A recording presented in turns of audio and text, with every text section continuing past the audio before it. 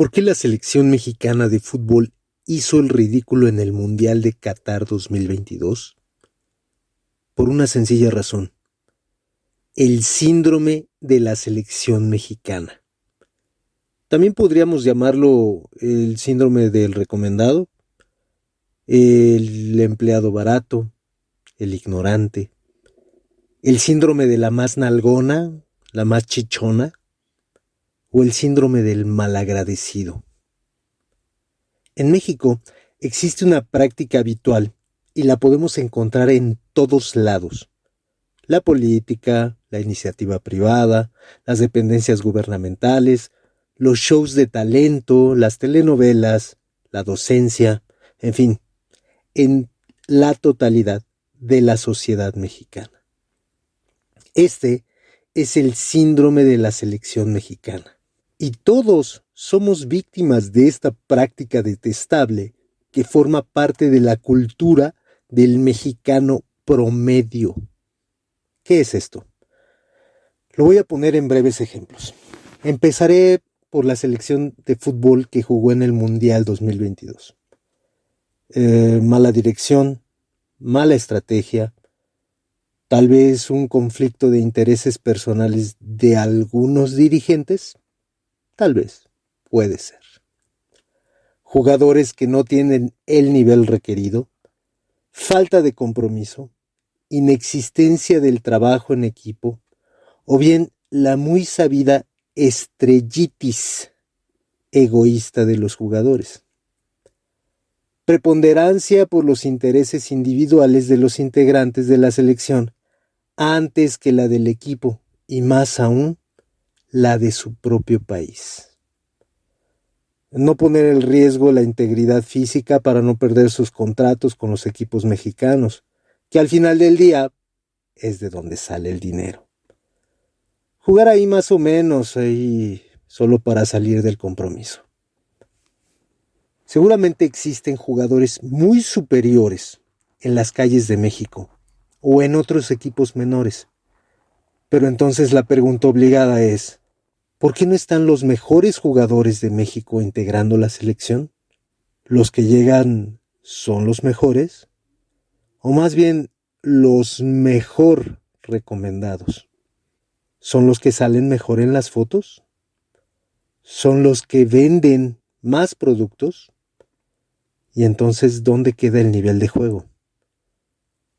Lo que verdaderamente deberían de hacer, su función principal, para lo que se les contrata y se les paga, ¿eso queda en segundo término? ¿Acaso eso no es importante? Y entonces, ¿qué es lo importante? Curiosamente, estos mismos puntos se repiten en la gran mayoría de los actores políticos de México. Exactamente los mismos. ¿Velar por los intereses del pueblo que los elige queda en segundo término? ¿Acaso no es importante? Y entonces, ¿qué es lo importante? ¿Están tal vez preocupados por sus propios intereses antes que los del pueblo mexicano? En el espectáculo, los cantantes con más fama, los que más dinero ganan, los que llenan los estadios y los conciertos, ¿son los mejores cantantes? ¿O es menester balbucear como tonto textos que ya ni siquiera son canciones, son textos que alaban el sexo, las drogas o la violencia? Y la pregunta obligada es: tener buena voz, cantar canciones que lleguen al alma, tener calidad artística e interpretativa, ¿queda en segundo término? ¿Acaso eso no es importante? Y entonces, ¿qué es lo importante? En los shows de talento audicionan personas con un talento abrumador. ¿Pero quiénes son los ganadores? ¿Se trata de premiar el talento o de crear un reality de polémica y drama prefabricado con participantes apadrinados? Existe una canción que muchos conocen que se llama Talento de televisión de Willy Colón. No tiene talento, pero es muy buena moza. Tiene un buen cuerpo y es otra cosa. Muy poderosa en televisión. Tiene un trasero que causa sensación. Seguramente la has escuchado.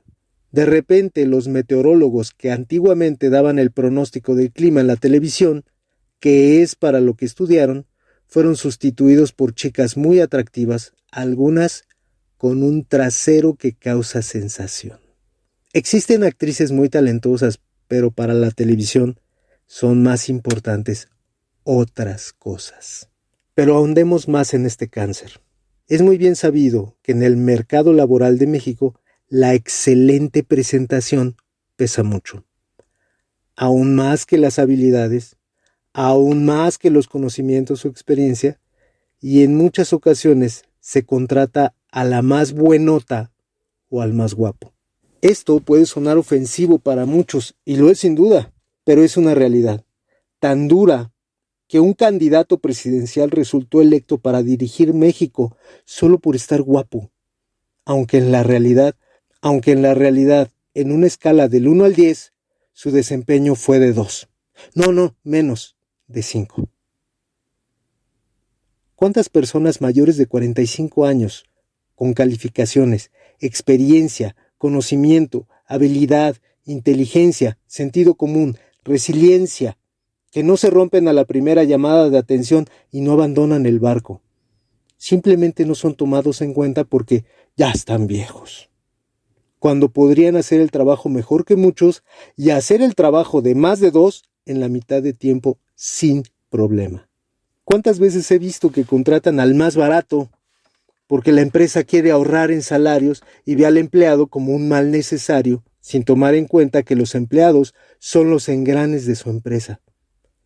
Y si pone los engranajes de plástico a una máquina, pues ya se sabe qué va a pasar. Y no todo es en contra del empleado.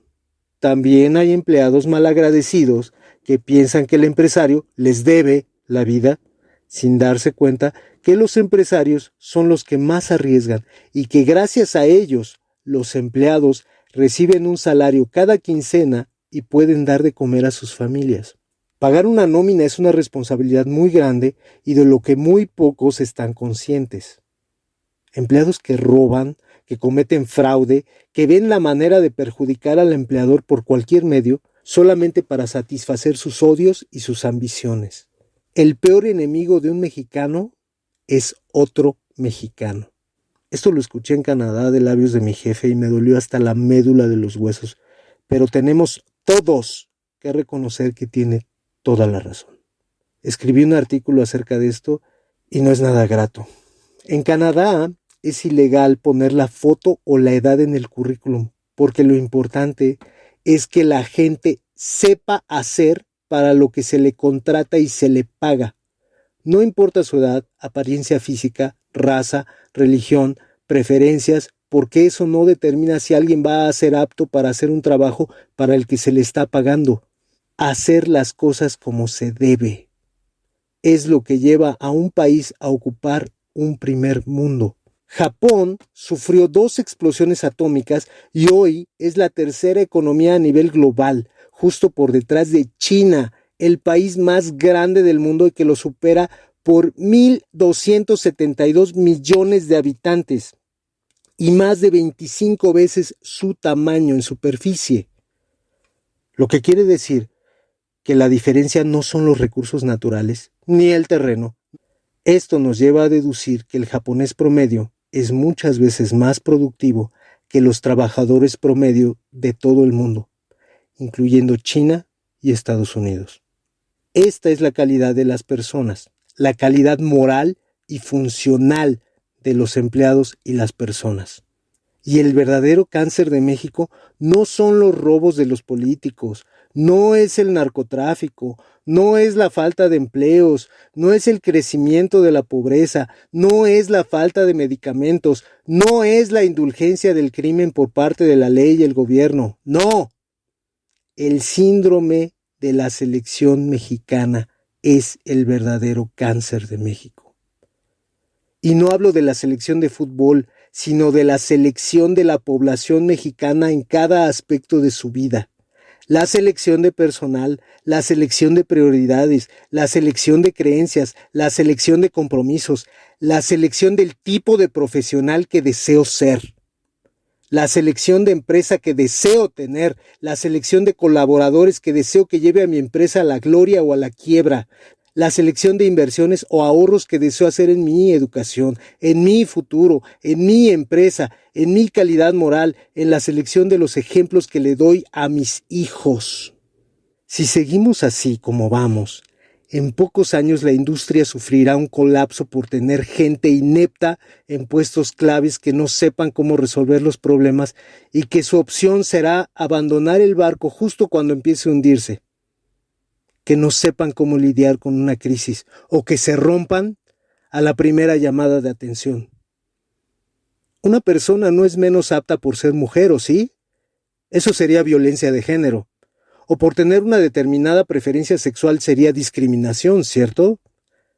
¿Y la violencia de edad no sería lo mismo?